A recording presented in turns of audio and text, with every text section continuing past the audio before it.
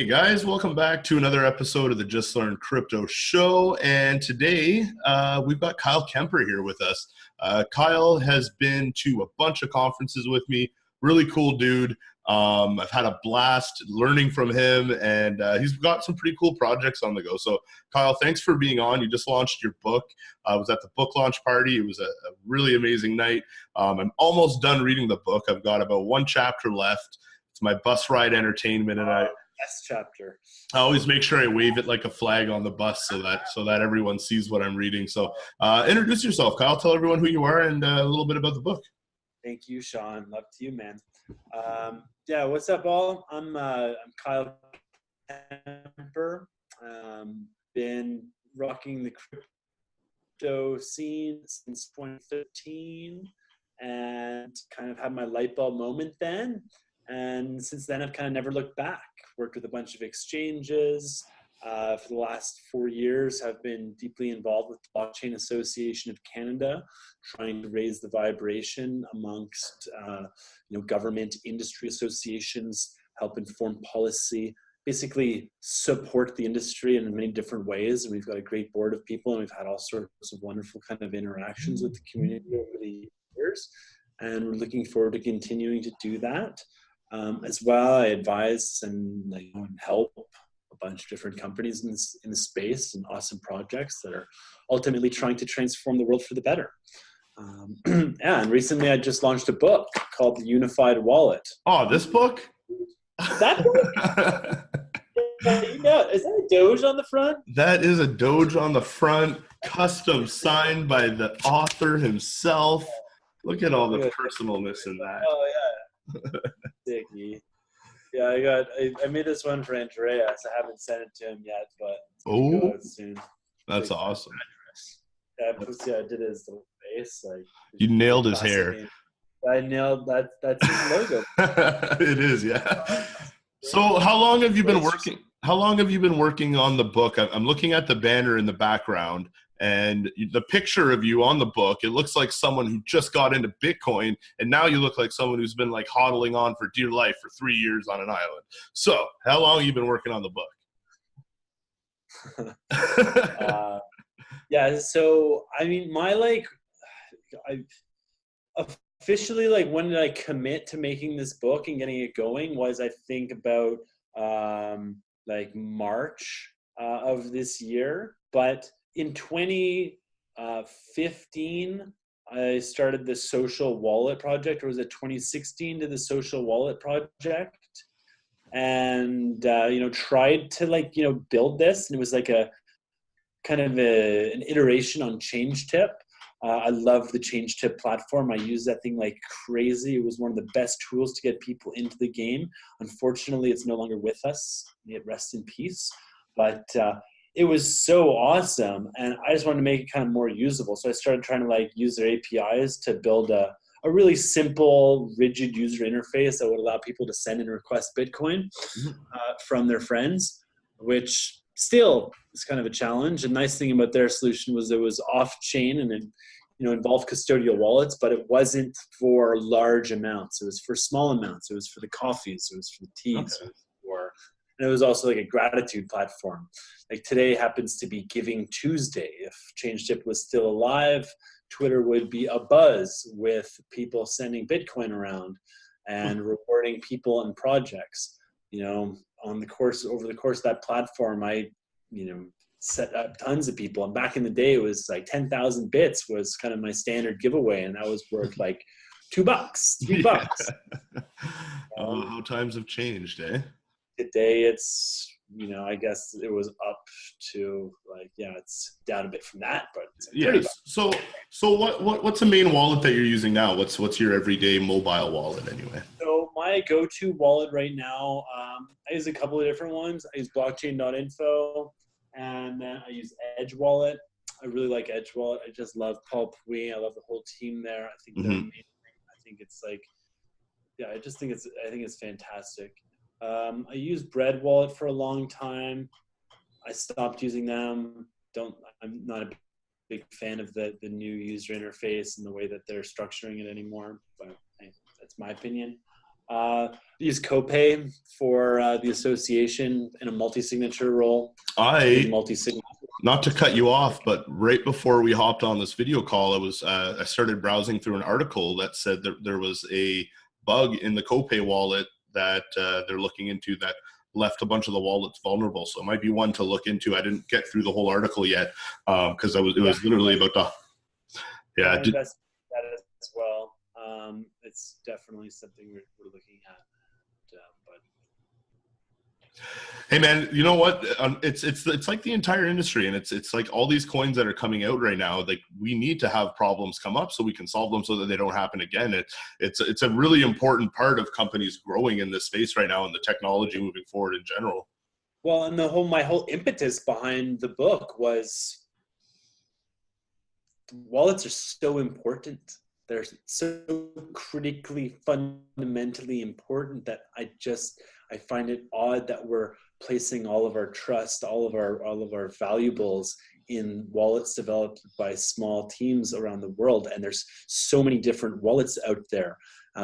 Just yesterday, I was alerted to someone who had downloaded a wallet, a Tether wallet. There is no Tether wallet for iOS, but there's a company out there that has an iOS Tether wallet, and someone deposited all their Tether on it, and then it disappeared.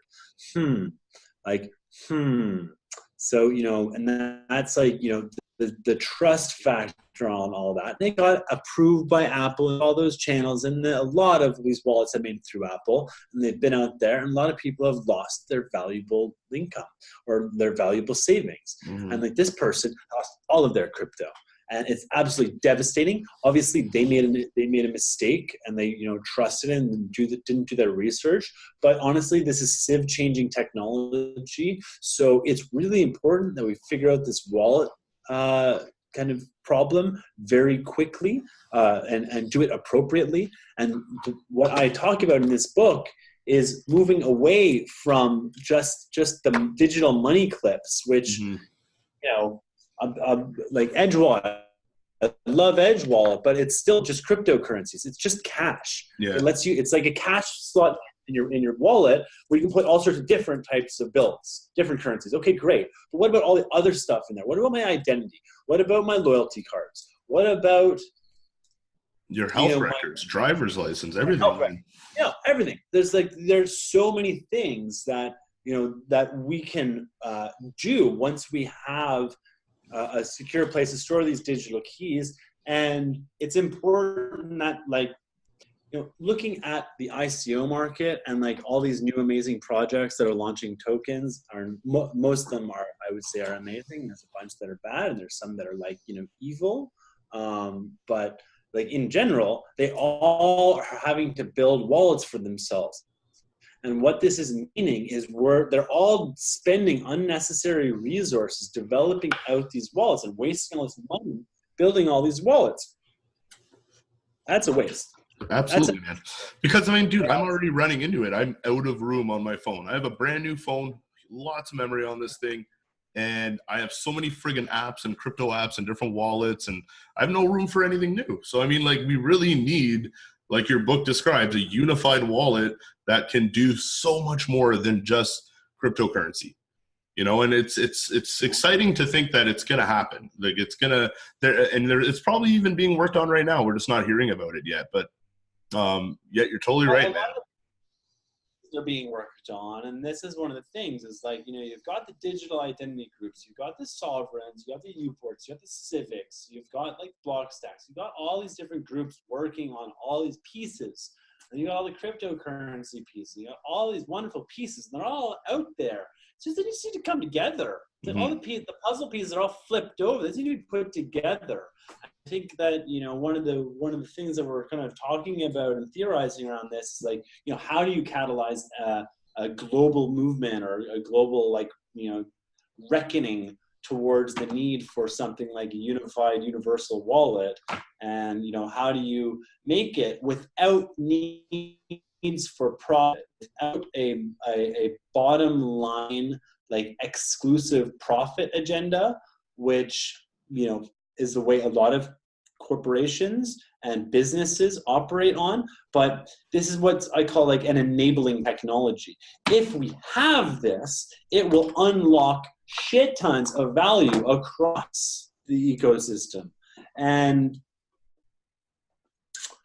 so it's like we need to come together on that, and you need to get you need to get people from all walks of life and all the different foundations for the different coins supporting, coming at it from like a high level point of view, agreeing towards the vision or the ideal outcomes, and then we're talking. This is effectively creating new standards for this new ecosystem. And this is something that the governments are going to need. It's like, we need to build something that's trustable for how can a CIA agent confirm a Chinese intelligence agent in the jungles of the Congo, an offline environment. That's all possible. Do you think biometrics is going to come into that at all? Like maybe retinal scanning or fingerprinting or something along those lines? Well, I think biometrics play a key part in authenticating your wallet in order to open and validate your wallet. Right now it's like Touch ID is kind of the standard, and that will unlock it on your device specifically. But even your fingerprint is not that great. It's what's called a static identifier. Static unique identifier. But we need our dynamic unique identifiers. An example of that would be like your brain waves or your heartbeat or the way you walk or the way you talk.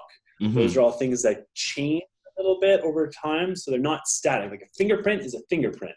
Like if I you take that, okay, you can potentially recreate it and then fake it. So you can think a little bit beyond that. And so one of the key things is having competition towards authentication. So all the wallets right now, they all pick, this is the way you have to do it. Like, okay, we're using Touch ID, we're using a PIN, we're using a password, we're using Google Authenticator, maybe we're using SMS, but they're choosing this.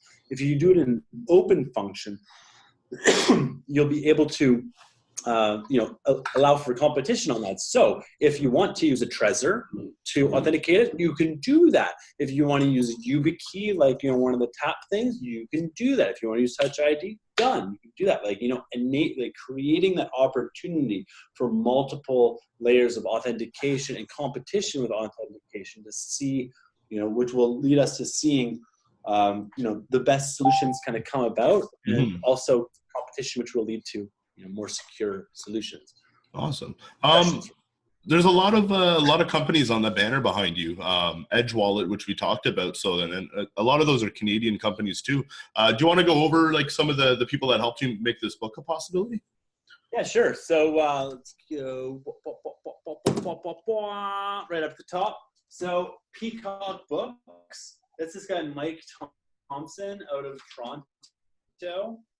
He's amazing. He is the whole reason that this book was created. He had a company back in the day helping with writing services, and then he actually, I got his book right here. It's called Book Your Brand, which is all about how it's important, how a book is a great tool towards getting your message out, and it's a nice thing. It can be a better business card, if you will, a more thorough business card. And especially from a corporate point of view, being able to give that to someone, if you have an Edge book about securing the future of blockchain, blah, blah, and explaining it, what the story of where from, how it began, where it's going, that's awesome. Literally, all of these companies can do that. So that's Peacock Books. That's Michael Thompson, peacockbooks.com. If anyone's interested in getting a book made, I highly would recommend him. He makes the process, very streamlined. Yeah, I talked to him. I talked to him at your book launch about launching a book. So yeah, he was a really approachable guy, and he really knew what he was talking about with this stuff. Yeah, and it's and it's a new method for writing books. When you read my book, it sounds like I'm speaking to you. Yeah, because I am. Yeah, man. Literally, because I am. Yeah, I was hanging out with Kyle Kemper on the bus, just Well, it's because this is all from interviews and recordings of me speaking, and those were transcribed, and then I edited them together. So I didn't actually write each one of these words for words. It was transcribed, then edited, and then pieced together, and then we did 99 Designs Challenge on the cover, and got this super dope cover. Yeah, I love that. I added a whole bunch of little little tweaks I wanted to put in there. Yeah, so that's Peacock Books. And then up top here, we got Agora. So agora.vote is an amazing project. It was kind of spun out of the Swiss MIT lab, and it is a digital voting platform. So they are really one of the things we talk about in the book is voting and how we can have blockchain voting and what that will enable. And this is one of the companies that's making that happen, and they're working actively with.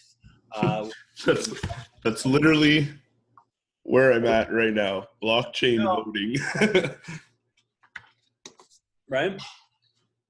And that blockchain voting will fundamentally change the nature of democracy, in my opinion. It's actually, that was one of the first applications of blockchain that I thought of when I got into cryptocurrency, because I never voted. I really just never got into it. I thought it was such a dirty system, you know what I mean? I just didn't trust it. And it wasn't convenient for me either. I mean, it just wasn't. So totally, it would just make voting that much easier if it was just a tap on your phone, and if you had your identity verified digitally and you were able to prove that that was you, every vote was tracked on the blockchain. It would just take away so much suspicion about voting.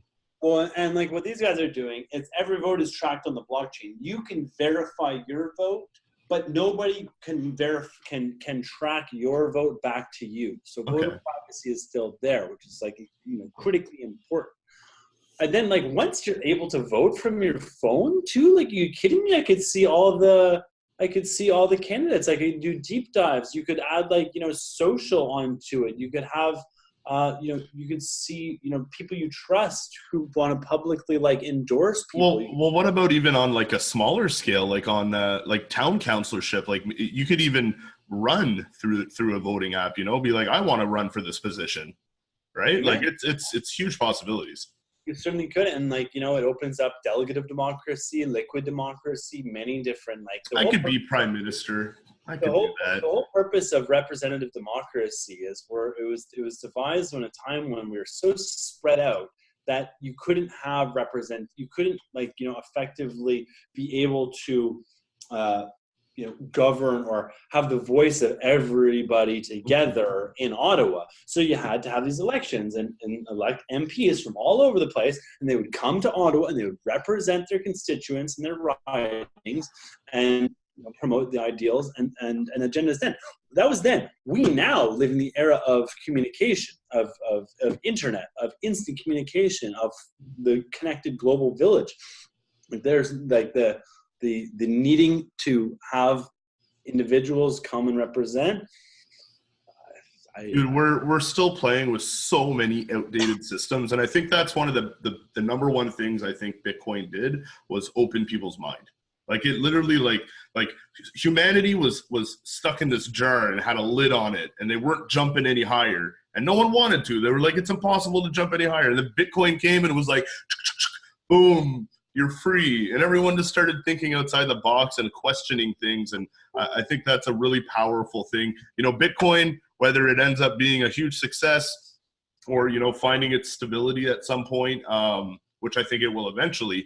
It's the ripple effects are huge from what Bitcoin did, man. Just it coming out, huge. Yeah, it's I would like to pull up. Maybe I can. Let me do this.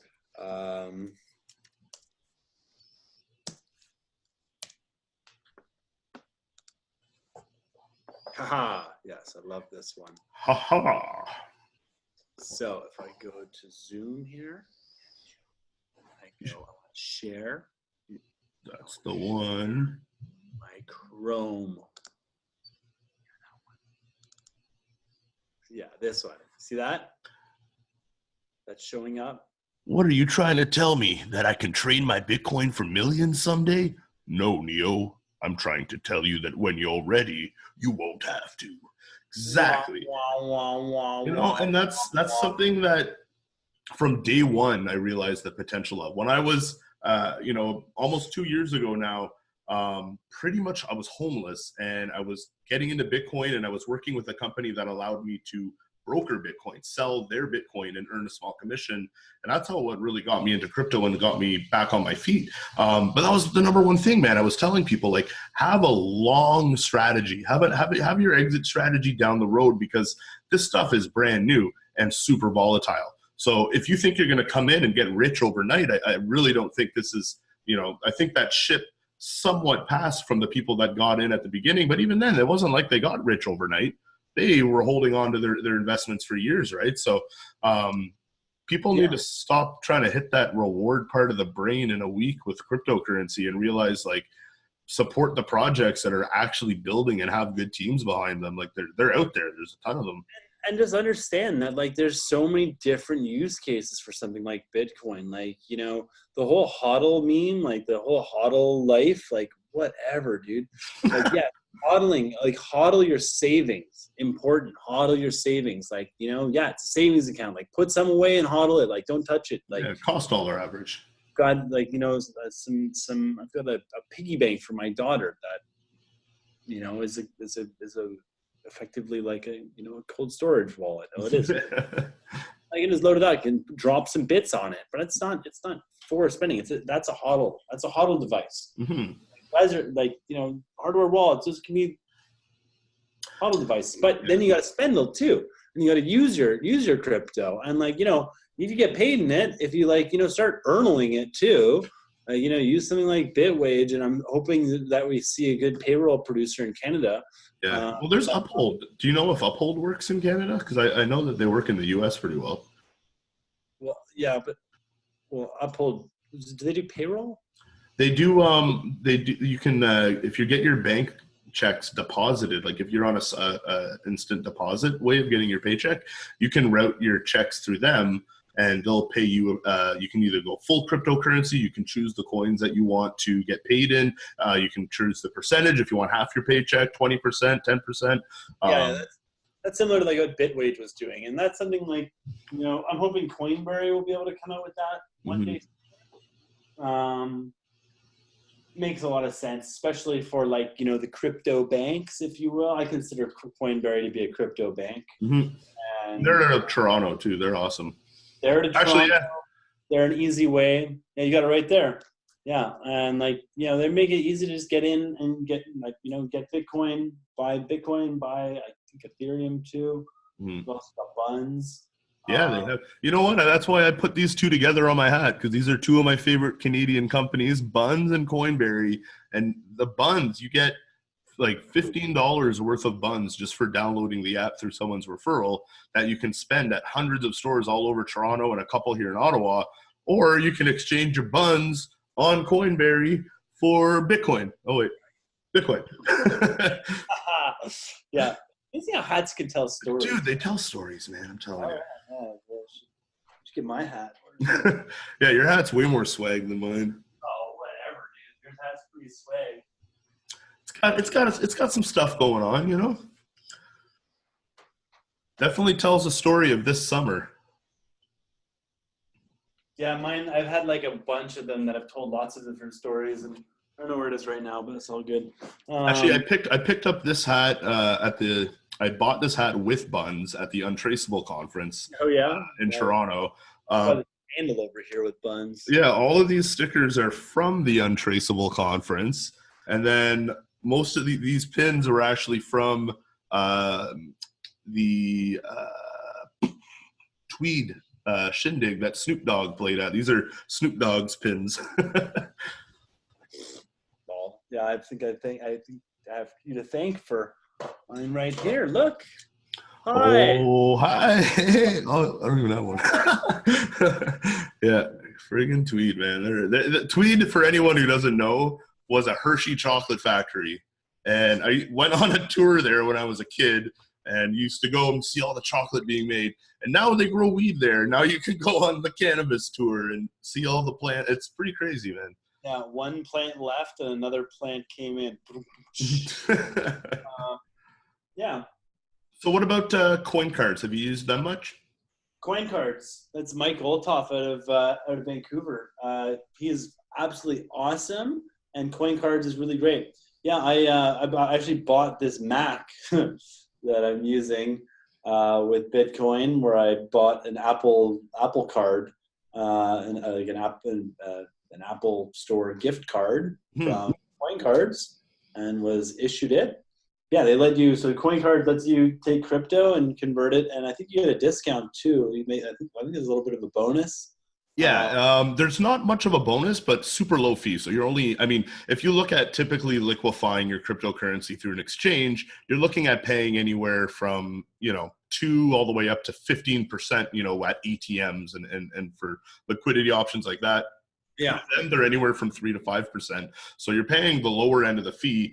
Plus you're getting a tangible gift card that you can use to purchase products with. So depending on how quickly I get this video edited, he's actually doing a sale all week for no fees. So anyone can go to coincards.ca all week and at 0% exchange their cryptocurrency for gift cards.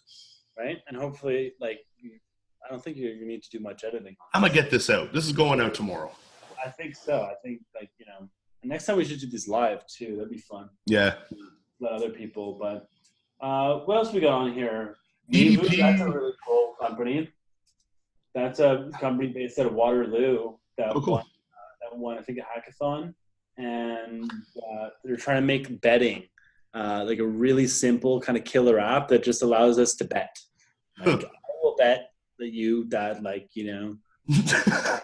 I can sign 10 books within 20 minutes. And you're like, no way, man. You can't. It took you 20 minutes just to sign my book. 20 minutes to sign one. All right, you're on. We stake the money up into it, and then based on the outcome, we can decide, or we can assign, a person to be the oracle on it. What's a data wallet? Data wallet. Oh man, data wallet's so sick. Are you sure it's data wallet? Are you sure it's not data wallet? Data wallet, whatever you want. Tomato. Data wallet. So yeah, data wallet is literally one of the projects that I am the most excited about. Guy John Scianna a couple years ago introduced me. He was from the quantum group, and he was one of my old change tip homies. And he introduced me to Seraphin Lion Engel, who was the creator of Data Wallet. And what they're trying to do is allow you, or what we're doing is allowing you to take back control, or take control of your data. Not take back. I was trying to stop saying that, because we've never had control of our data. Mm-hmm. And this is about taking control of our data, taking it from all the different inputs that we have out there, bringing it into a self-sovereign digital wallet, unified wallet at one point, eventually, and then applying kind of AI and data analytics and learning on it to basically build you a really strong profile about your data as an individual, as a consumer, maybe psychographic, maybe demographic as well, and then be able to monetize that to the ad networks without giving them your PIIs, your personally identifiable information. So in the world of loyalty, there's a lot, we cover this a little bit in there as well, as is when you sign up for a loyalty card, oftentimes you get to put in the information. You can put junk information in. Yeah, totally. Lie about it. You might just skip it, and that leads to bad data. So with this, it's we could sign up instantly, the Facebook OAuth. You could sign up instantly, provide it with the key information that it needs without giving it your personally identifiable information. They don't need to know your name. They don't need to know your exact date of birth. They don't need to know your address. They don't need to know these hardcore specifics. What they want to know is what your interests are, and answers to questions like, are you a vegan?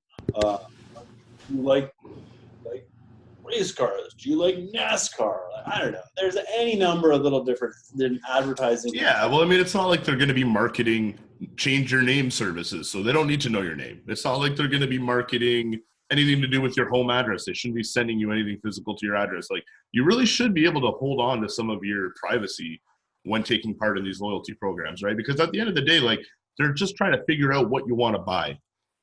They don't need to, you know? Well, and like, think about like health data too. So if we start having like, you know, have our own health records and our own tests and like validated, notarized tests, like within our data wallet, we'll be able to, you know, sell that data into the research pools. And that's very valuable information. And research, medical research is a huge industry, and they spend so much money getting data from people. So, you know, with a service like that, you know, we'll be able to monetize our own data, our own interests, our own likes, our own, you know,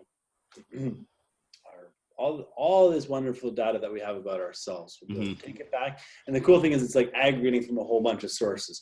So that project should be launching in Q1 or 2 of next year. Are they Canadian?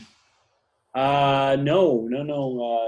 They're based in New York City and office in Berlin too. They were started out of Draper University, I want to say. Okay. Tim Draper is one of the lead investors. So is Mark Benioff, the main man behind Salesforce. Nice. So they got a lot of they did a really big kind of, you know, token sale too. So they're in really good shape. Slate.io. They were a big presence at the Futurist conference as well. Yeah, I have a Slate towel in my bathroom. Nice. I don't know much about them though. I never actually looked into them too much. I mean, the towel works great, so there's that. Yeah, no. So Slate, like, you know, they are ambitious. They want to, the plan with Slate is to basically go after Netflix. So they've got a streaming service called Binge that's aiming to release, like, you know, later in 2019.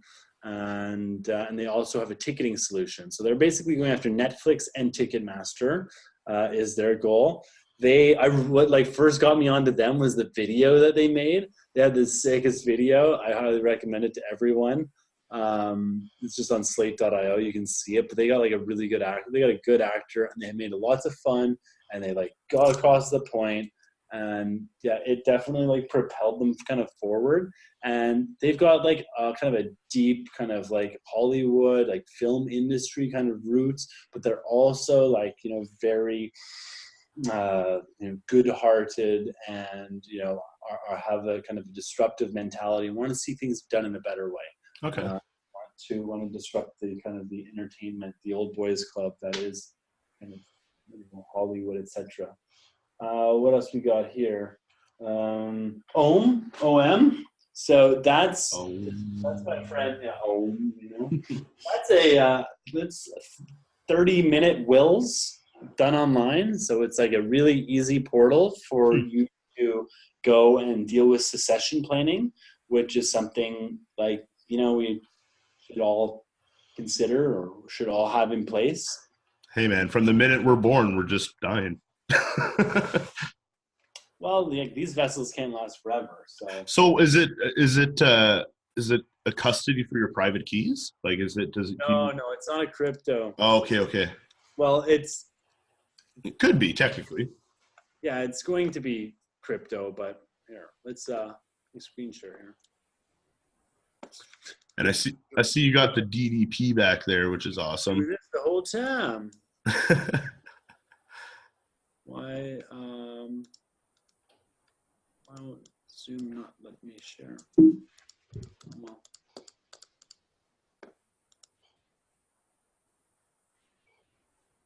start share.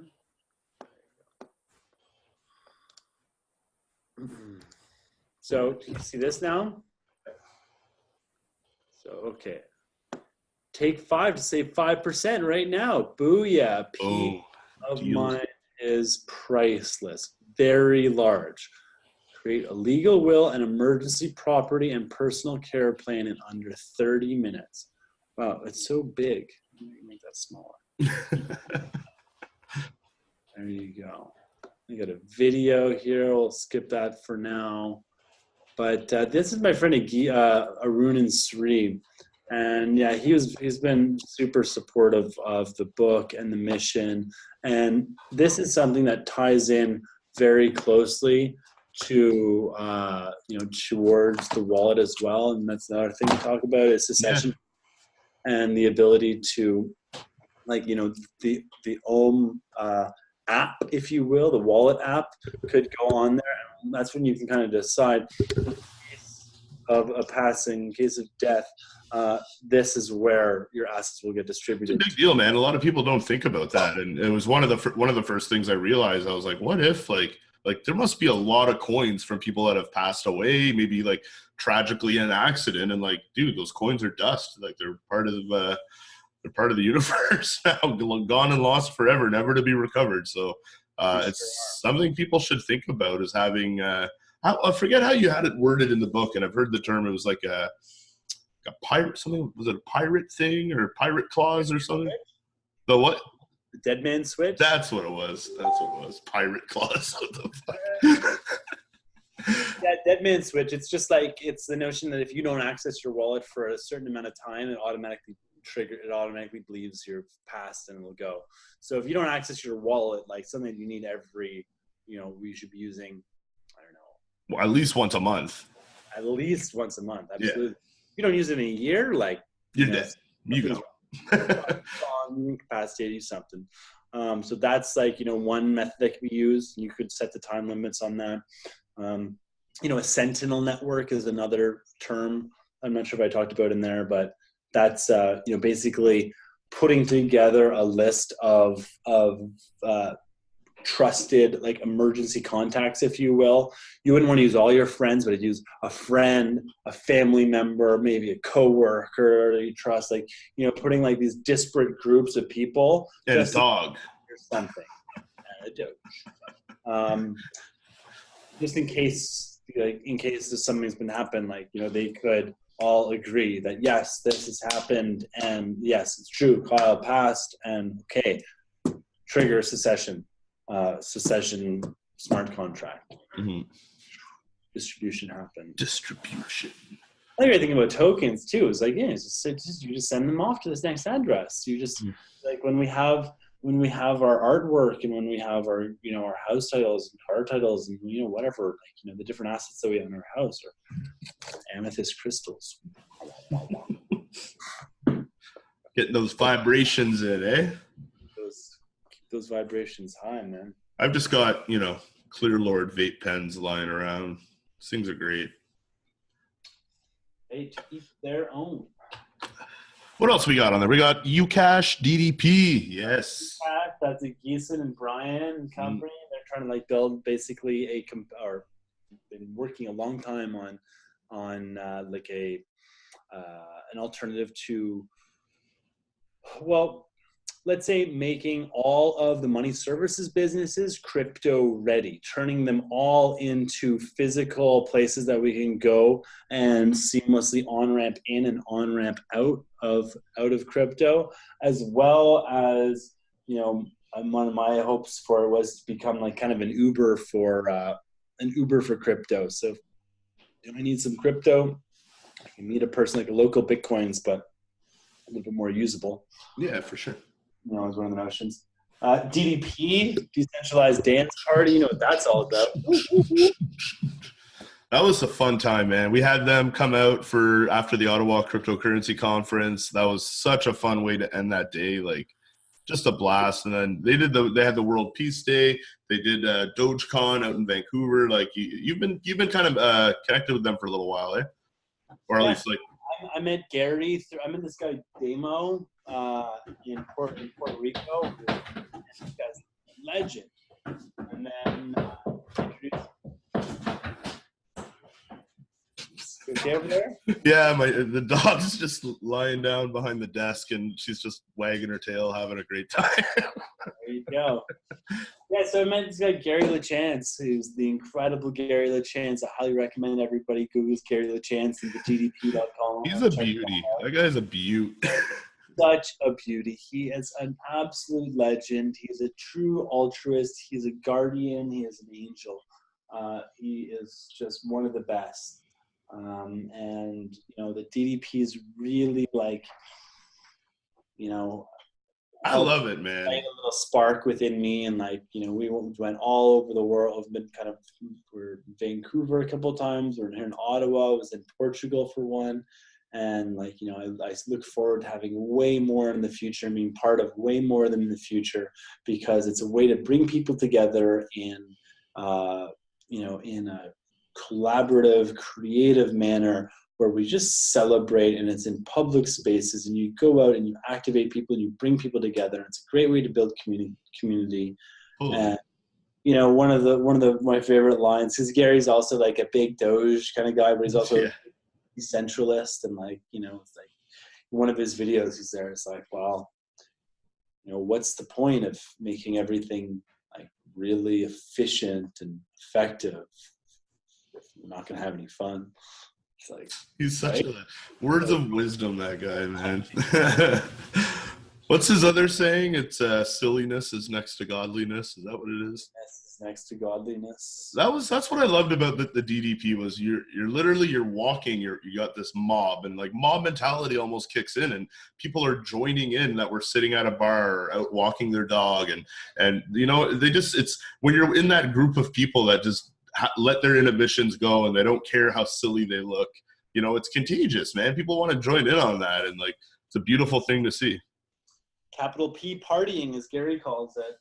Like, you don't need to go into a bar and drink a ton of alcohol and do drugs, because then you suck. So in order to have a good time, you feel like you need to do that. It doesn't actually lead to being a good time. All right, let's just roll some through some of these other ones. Shyft, that's Joseph Weinberg, old school Bitcoin ambassador, brilliant kind of technologist, and they're trying to build a global kind of digital identity, AML, KYC framework.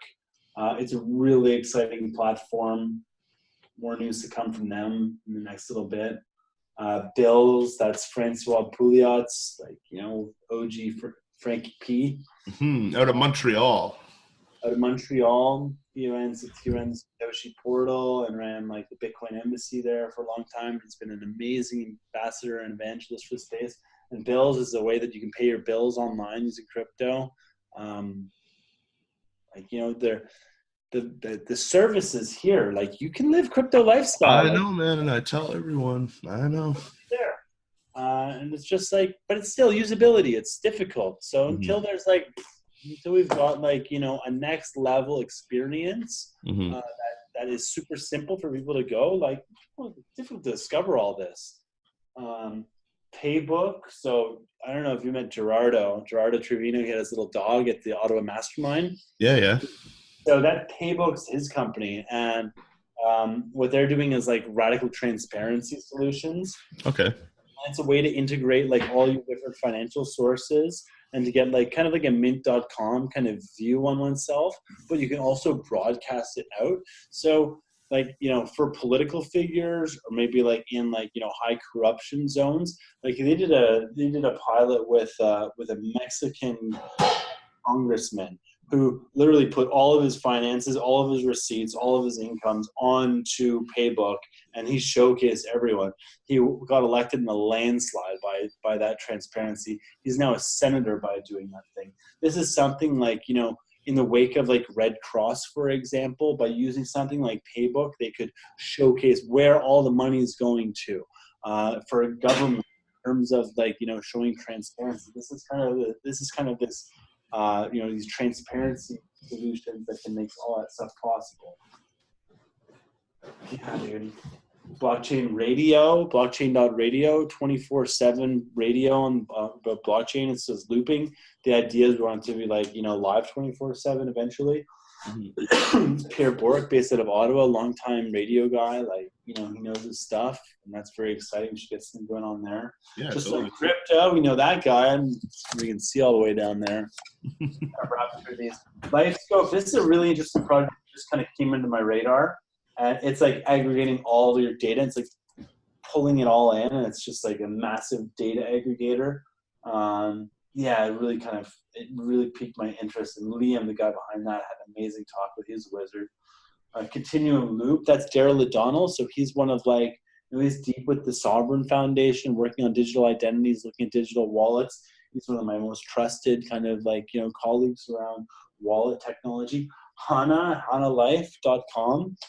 That's like the superfood that basically is like a meal replacement. It's a blend of like 30 different Ayurvedic herbs to really raise the internal vibration and cleanse. Generally we eat a lot of shitty food. Then way down there, it shouldn't be way down there, it's way up there, the coin payments, coin payments, right? Of course. Another Canadian company, man. They're a Canadian company, allow people to accept crypto of all sorts. 2 million places that they have set up right now. Over 2 million websites and brick and mortar stores. Okay. I don't know about that, but okay. At least 2 million accessible. Good Money. So Good Money is trying to make a play towards becoming like a super crypto bank, like a new kind of source of financial institution using security tokens with an impact fund. Like 50% of the profits will go towards an impact fund. It is like a really aggressive play. I think it can do incredibly well. They've got an amazing team of legends that's based out of California, like super hot on them. And then Spiral.health, like, Brittany and the team there. Body scanning technology, advanced medical screening technology, very exciting. Like, and that's something that I see with like huge interactions with the wallet. Like, you take Spiral.health and you take Data Wallet and you merge those two together and damn, yeah. All of a sudden, like, I've got my full body demographics. I got my body picture. Knows like, I'm shopping online. I don't never have to choose the same size again. It would just know exactly, my size is perfect. Oh yeah, actually, you know what? I saw a couple things like that. That's actually turning into a big thing because for e-commerce and online, one of their biggest overheads is returns and refunds of clothing that doesn't fit. So just to defend my craziness for a moment, I'm gonna share coinpayments.net. So this is what I was referring to. Maybe this doesn't mean what I think it means, but it says over 2.3 million vendors across 182 countries. Damn. So hopefully that's a realistic statistic. I mean, seems really high, to be honest with you. It really does, and I never even it never even like seemed high to me until I said it to you, and you gave me that little look a moment ago. So I don't know, man. I'm gonna have to dive into that a little bit. But I mean, if it's globally being used in 182 countries, maybe it's possible. I know they work hard, man. Those guys are grinders. I totally agree. And I think,